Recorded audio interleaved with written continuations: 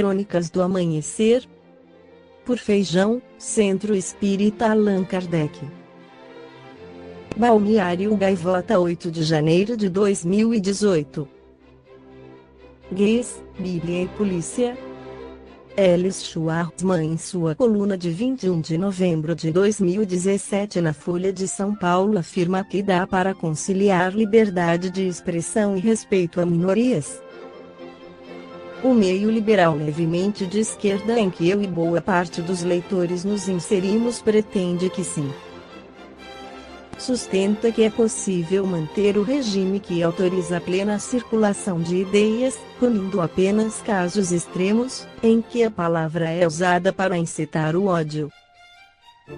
E firma ele receio que não seja tão simples. Tomemos um caso concreto. Se um homem se deitar com outro homem como quem se deita com uma mulher, ambos praticaram um ato repugnante. Terão que ser executados, pois merecem a morte. Levítico 20:13. Não vejo modo de interpretar essa passagem senão como profundamente homofóbica e ultrapassando o limite dos chamados discursos de ódio. O problema é que ela está na Bíblia, livro que parcela expressiva dos humanos julga sagrado. E essa não é a única parte incômoda. Há trechos igualmente intolerantes no Novo Testamento. Romanos 1:26, Coríntios 6:9, Timóteo 1:10, sem mencionar outras injunções problemáticas, como a que nos manda assassinar parentes que mudem de religião. Deuteronômio 13:7, e a que nos autoriza a vender filhas como escravas. Êxodo 21:7. Entre várias outras atitudes que hoje classificamos como imorais e criminosas. O que uma lei de defesa das minorias poderia fazer? Censurar a Bíblia? Impedir que padres e pastores leiam esses trechos em homilias e sermões? Ou exigir que novas edições do livro bom tragam notas explicativas nas passagens complicadas? A menos que estejamos dispostos a recriar nossa história, a reescrever nossos livros e a editar pensamentos, não há como criminalizar a circulação de ideias, inclusive aquelas que nos pareçam especialmente ofensivas. A proteção legal das minorias deve começar quando alguém abandona o plano das ideias intolerantes e tenta colocá-las em prática. Aí, não só a lei mas também a polícia precisam ser implacáveis. Allan Kardec, em O Evangelho segundo o Espiritismo, esclarece que há duas partes distintas na lei mosaica de Deus, promulgada sobre o Monte Sinai, e a lei civil ou disciplinar, estabelecida por Moisés. Uma é invariável, a outra é apropriada aos costumes e ao caráter do povo, e se modifica com o tempo. A lei de Deus está formulada nos 10 mandamentos. Esta lei é de todos os tempos e de todos os países, e tem, por isso mesmo, um caráter divino.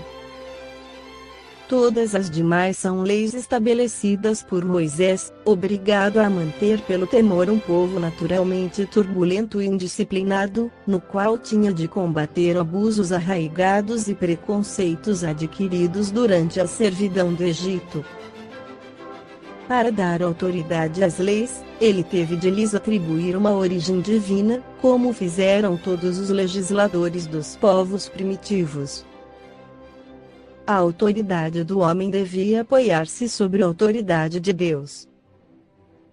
Mas só a ideia de um Deus terrível podia impressionar homens ignorantes, em que o senso moral e o sentimento de uma estranha justiça estavam ainda pouco desenvolvidos. É evidente que aquele que havia estabelecido em seus mandamentos "não matarás e não farás mal ao teu próximo", não poderia contradizer-se, ao fazer do extermínio um dever. As leis mosaicas, propriamente ditas, tinham, portanto, um caráter essencialmente transitório. No mesmo capítulo, um espírito israelita esclarece que Deus é único, e Moisés o espírito que Deus enviou com a missão de fazê-lo conhecer, não somente pelos hebreus, mas também pelos povos pagãos. O povo hebreu foi o instrumento de que Deus se serviu para fazer sua revelação, através de Moisés e dos profetas, e as vicissitudes da vida desse povo foram feitas para chocar os homens e arrancar-lhes dos olhos o véu que lhes ocultava a divindade.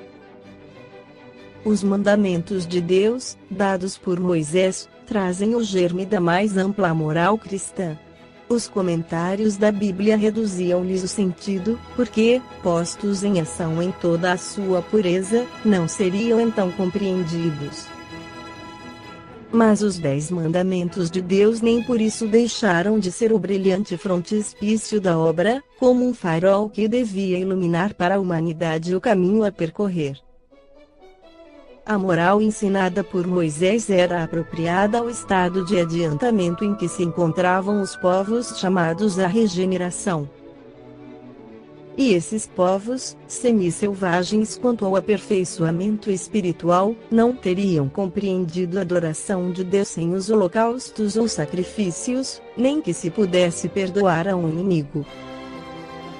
Sua inteligência, notável no tocante às coisas materiais, e mesmo em relação às artes e às ciências, estava muito atrasada em moralidade, e eles não se submeteriam ao domínio de uma religião inteiramente espiritual. Necessitavam de uma representação semimaterial, como a que então lhes oferecia a religião hebraica.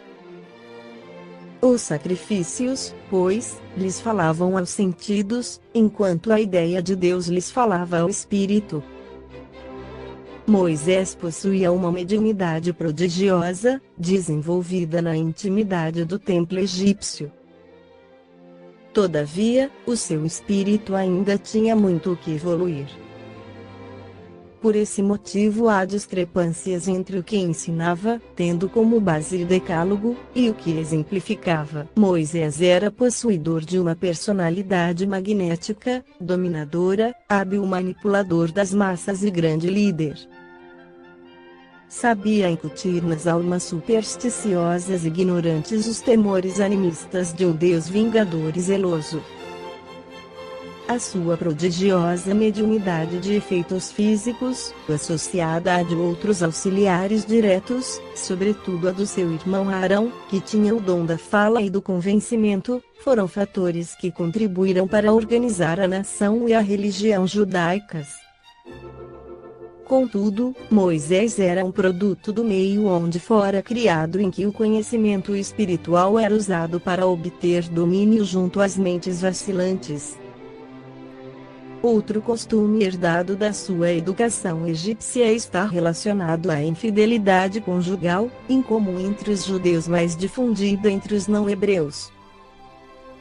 Acredita-se que Moisés desentendeu vezes sem conta com a sua irmã Miriam a este respeito, pois, é sabido que o missionário teve outras esposas, além de Zipora. O Espírito e Emmanuel, pela psicografia de Francisco Cândido Xavier no livro Emmanuel, Dissertações Mediúnicas sobre importantes questões que preocupam a humanidade, afirma a lei mosaica foi a precursora direta do Evangelho de Jesus. O protegido de Termutis, depois de se beneficiar com a cultura que o Egito lhe podia prodigalizar, foi inspirado a reunir todos os elementos úteis à sua grandiosa missão, vulgarizando o monoteísmo e estabelecendo o Decálogo, sob a inspiração divina, cujas determinações são até hoje a edificação basilar da religião da justiça e do direito, se bem que as doutrinas antigas já tivessem arraigado a crença de Deus único. Sendo o politeísmo apenas uma questão simbológica, apta a satisfazer a mentalidade geral. A legislação de Moisés está cheia de lendas e de crueldades compatíveis com a época, mas, escoimada de todos os comentários fabulosos a seu respeito, a sua figura é, de fato, a de um homem extraordinário, revestido dos mais elevados poderes espirituais. Foi o primeiro a tornar acessíveis às massas populares os ensinamentos somente conseguidos à custa de longa e penosa iniciação, com a síntese luminosa de grandes verdades. Esta foi a crônica do amanhecer de 8 de janeiro, por Feijão.